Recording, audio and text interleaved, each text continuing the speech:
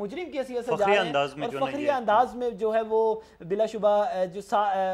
واپسی سے پہلے انہوں نے ہاتھ ہلائے. جسٹس ناصر الملک کی سربراہی میں 7 رکنی بینچ نے یہ جو ہے فیصلہ آپ سے تھوڑی دیر پہلے سنایا, جس کے تحت وزیر اعظم پاکستان جو ہے ان کو مجرم قرار دے دیا گیا ہے. وکلا کی جانب سے ان کی گاڑی کو ان کے ساتھ ساتھ وکلا موجود ہیں اور وہ وزیر اعظم جو کہ کمرہ عدالت سے اب نکلنے کے بعد ان کا اگلا سفر دوبارہ وزیر اعظم ہاؤس ہے اس کی جانب جا رہے ہیں. اس وقت اگر بات کی جائے جسٹس ناصر الملک کی سربراہی میں جو ہے وہ 7 رکنی بینچ نے اس کیس کا توہین عدالت کیس کی جو مکمل سماعت کے بعد اب فیصلہ سنایا, جس کے تحت فیصلے کے تحت وزیر اعظم پاکستان یوسف رضا گیلانی کو مجرم قرار دے دیا گیا ہے. وزیر اعظم کے پاس سزا کے خلاف اپیل کا حق بھی موجود ہے, لیکن اس کے ساتھ ساتھ جو کلاز لگائی گئی ہے آئین کے آرٹیکل 63G کو لاگو کیا گیا وزیر اعظم پر, جس کے تحت وزیر اعظم کی جو بنیادی رکنیت ہے نیشنل اسمبلی کی اس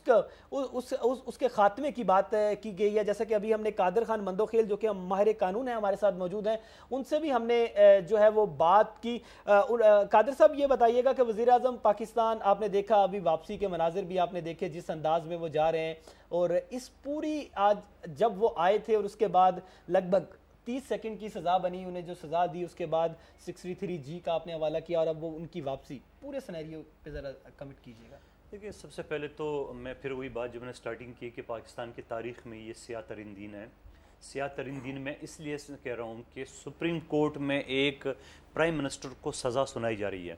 اور پورے دنیا کی توجہ ہماری طرف ہے, پورے پاکستانی قوم اس وقت ٹیلی ویژن کے سامنے ہوں گے. آپ قادر صاحب جو ہے نا یہ صورتحال اگر آپ دیکھیں مجرم ڈکلیئر کرنے کے بعد ایک عام آدمی کی حیثیت سے اگر بات کی جائے تو اس کا مطلب تو یہ ہے کہ جتنا لیڈر جتنا بڑا مرضی ہے وہ جتنی بڑی مرضی چوری کرے, عام آدمی اگر کچھ کرے گا تو اس کو جیل میں ڈال دیا جائے گا, اور اگر کوئی لیڈر ہے کوئی بڑا آدمی اگر کچھ بھی کرتا ہے تو وہ اسی طریقے سے فاخرانہ انداز میں جو ہے وہ کمرہ عدالت سے نکلے گا, اپنی مرسیڈیز گاڑی میں بیٹھے گا, اسکواڈ اس کو ساتھ ہوگا اور وہ واپس چلا جائے گا. یہ جو قانون کی بالادستی کی بات کی جاتی ہے جس کی موومنٹ چلائی تھی محترمہ بینظیر بھٹو کی, کیا اسی کے تقاضوں کی بات ہے؟ لیکن یاسر ظہور ہمارے ساتھ لائن پہ ہیں. یاسر ظہور یہ بتائیے گا کہ آپ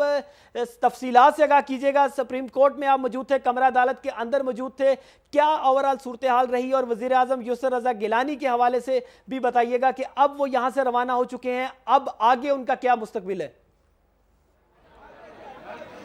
جی جب فیصلہ سنایا گیا اور اس سے قبل کے جو ان کی باڈی لینگویج تھی وہ بتاتا چلوں کہ وزیر اعظم یوسف گیلانی بالکل جو ہے وہ ایکٹیو نظر آئے اور بالکل خوشگوار موڈ میں تھے, اور خاص طور پر جب یہاں پر آئے تو اس وقت سیکورٹی چونکہ ان کے ساتھ زیادہ ہوتی ہے, لیکن وہ رک کر انہوں نے میڈیا کی جانب جو ہے وہ دیکھ کر ہاتھ لہرایا اور باقاعدہ جو ہے وہ ایک عزم کا اظہار کیا کہ وہ اگر انہیں سزا بھی ہو جاتی ہے تو وہ پھر بھی جو ہے وہ وزیر اعظم رہیں گے. یہاں پر یہ ایک بات جو واضح میں کرتا چلوں کہ جو خاص طور پر اٹارنی جنرل ہیں ان کا جو رویہ جارحانہ دیکھا گیا آج صبح, اور اس کے ساتھ ساتھ سماعت کے دوران بھی, اور بالکل کھل کر جو ہے عدلیہ کے فیصلوں کے خلاف وہ سامنے آئے. انہوں نے ایک لفظ استعمال کیا عدلیہ کے فیصلوں میں کہ یہاں پر جتنے بھی فیصلے ہوئے ہیں اس میں سیاسی عنصر جو ہے وہ دیکھنے میں آیا ہے, اور خاص طور پر اس فیصلے پہ وہ وزیر اعظم کو کہیں گے کہ وہ اس فیصلے کو نہ مانیں. اچھا, اس کے بعد جب سماعت شروع ہوئی تو اس دوران اتحادی بھی یہاں پر موجود تھے اور کابینہ کے جو ہے موسٹی جو اراکین تھے وہ وزیر اعظم کے ہمراہ تھے, اور خاص طور پر جب سماعت شروع ہوئی تو اس دوران بھی وزیر اعظم نے جو ہے باقاعدہ کھڑے ہو کر ججز کے جو ہے چیمبر میں وہاں پر آنے کے بعد جو ہے وہ بڑے کھڑے ہو کر استقبال کیا, اور یہاں سے پیدل واک کر کے وہ جو ہے وہ جو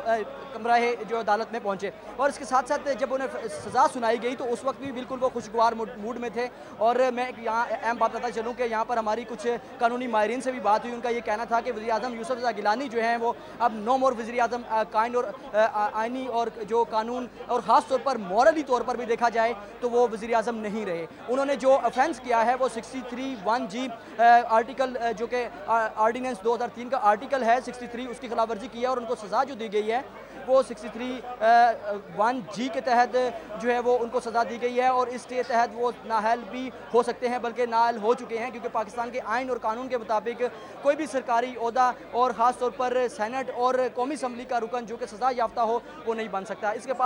کے بعد جو اگلا جو پروسیس شروع ہونا ہے وہ یہی ہے, اور اس کے بعد یہاں پر جو وکلا یہاں پر آئے تھے خاص طور پر عدلیہ کے ساتھ اظہار یکجہتی کے لیے، جو کہ تحریک میں بھی جو اکثر جو ہے وہ کافی دیکھے گئے، اور وہ یہاں پر انہوں نے اس فیصلے کو سراہا اور اس کے حق میں نعرے بازی کی، اور چیف جسٹس کے ساتھ اظہار یکجہتی کے لیے وکلا کی بڑی تعداد ابھی بھی یہاں پر موجود ہے۔ جی یاسر ظہور، بالکل ہم آپ سے دوبارہ رابطہ کریں گے، لیکن آپ قادر صاحب آپ بالکل دیکھ رہے تھے جیسے کہ بات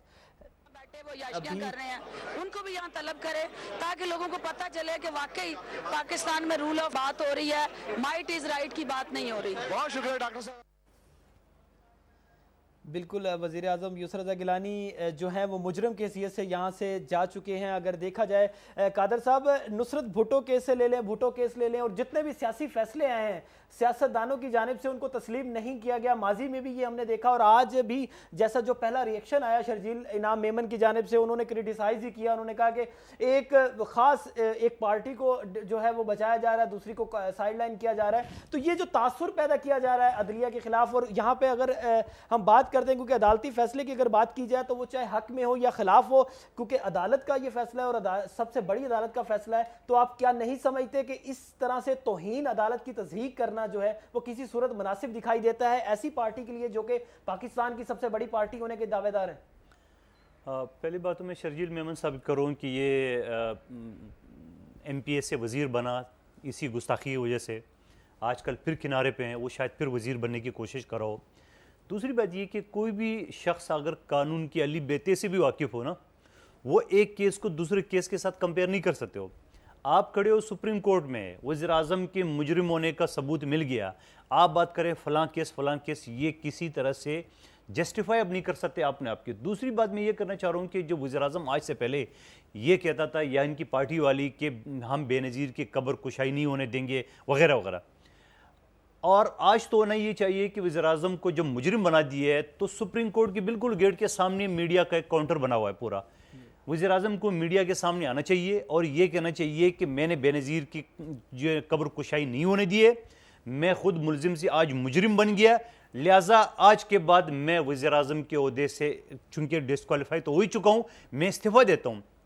تو یہ تاثر مل جاتا کہ آپ کو بے نظیر سے محبت ہے، آپ کی اپنی پرائم منسٹر شپ سے نہیں ہے، لیکن مجرم ہونے کے باوجود وہ پرائم منسٹر شپ پہ بیٹھے رہنا، اس سے اس چیز کی نفی ہو رہی کہ آپ جو محترمہ کا نام استعمال کرتے تھے، جیسا آپ الیکشن بھی اسی بیس پہ آپ جیتا اور بار بار آپ یہ بھی بات کریں، تو آپ یہ کریں کہ آپ کی وزیر اعظم کی کرسی سے پیار ہے، آپ کی محترمہ کی قبر سے دور دور کا واسطہ نہیں ہے۔ میں یہ یقین سے کہنا ہوں کہ پیپلز پارٹی کے ورکر میڈیا سے ہر طرف سے واقف ہوں گے، وہ اتنے بیوقوف نہیں ہے۔ آج کے بعد میں یہ سمجھ رہا ہوں کہ عدلیہ نے ایک لائن دے دی ہے، ایک پرائم منسٹر کو سزا دے دی ہے، اب پرائم منسٹر کے اوپر ہے، ان کی اصول کے اوپر، ان کی اخلاقیات کے اوپر کہ وہ استعفیٰ دیتے نہیں دیتے، لیکن کم سے کم آزاد عدلیہ نے آج ثابت کر دیے کہ وہ حاکم وقت کے خلاف بھی فیصلہ دے سکتے ہیں، وہ کسی سے نہ ڈرتے ہیں نہ پریشر میں آتے ہیں۔ ہم نے کورٹ کے اندر دیکھے ہیں ججز کتنا جو ہے نا وہ انڈر پریشر یوں ہوتے ہیں کہ میڈیا پہ آ کے جو غلیظ یہ گالیاں دیتے ہیں، ججوں کو برا بھلا کہتے ہیں، اور صرف اس وجہ سے کہتے ہیں کہ کوئی وزیر بن جائے، کوئی سینیٹر بن جائے۔ تو میں یہ کہوں گا کہ پاکستانی قوم کو اور ہمارے بچوں کے مستقبل کو اور دنیا کو آپ کیا پیغام دینا چاہتے ہوں، ذرا وہ تو بھی بتا دیں۔ آپ ساری زندگی حکومت میں تو نہیں رہیں گے، کل کا آپ نے اپوزیشن میں رہنا ہے، پھر اگر کوئی اور حکومت اس طرح عدلیہ کے ساتھ کریں تو آپ کو کوئی پھر وہ نہیں۔ لیکن فردوس عاشق اوان اس وقت میڈیا کے سامنے آئی ہیں، ان کی گفتگو سنتے ہیں۔ وزیر اعظم پاکستان کی زیر صدارت وہ کیبنٹ میٹنگ ہونے جا رہی ہے، اور اس کیبنٹ میٹنگ میں لیگل امپلیکیشنز جو لیگل ٹیم ہے وہ ایکسپلین کرے گی، اور فیصلہ چونکہ ابھی تک آیا نہیں ہے، پڑھا نہیں ہے، جب تک ریٹن فیصلہ سامنے نہیں آتا وہ لیگل ٹیم اس حوالے سے اپنا لائے عمل طے کر کے ہی کوئی بریف تیار کر سکتی ہے۔ جو انٹرپریٹیشن آپ کر رہے ہیں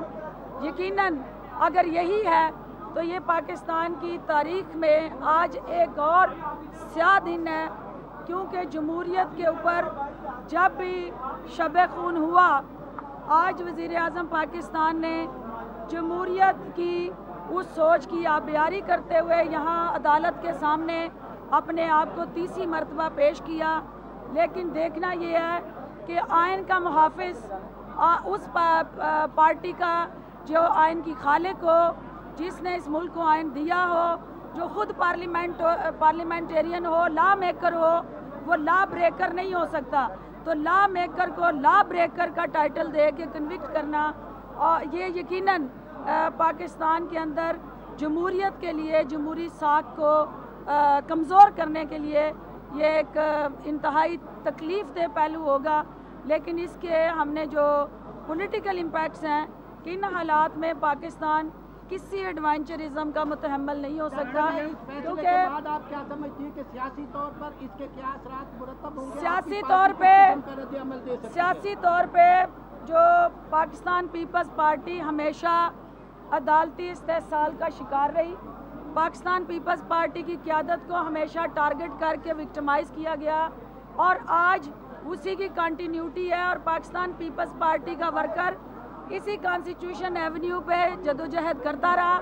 اور ہم یہ سمجھتے ہیں کہ وزیر اعظم پاکستان عوامی جمہوری وزیر اعظم ہیں، ان کو جو